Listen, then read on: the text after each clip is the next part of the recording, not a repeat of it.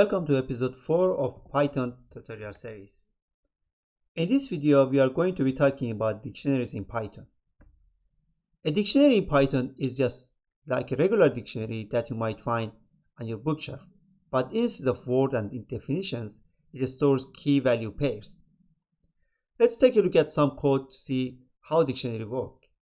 To create a dictionary, we use curly brace and separate the keys and value with colons. Here's an example of a dictionary. We have a dictionary with key values A, and the value of key A is 3, the key B, the value 5, and key C with value 8.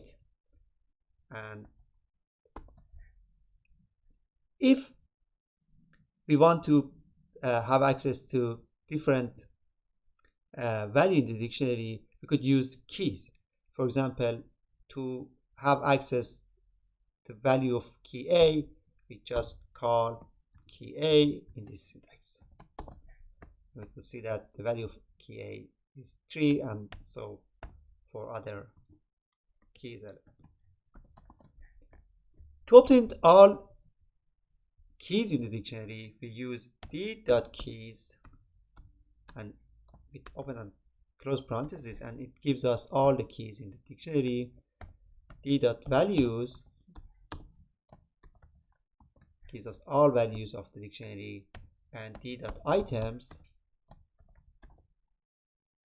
gives all pairs of the dictionary, because dictionaries are paired in this data type.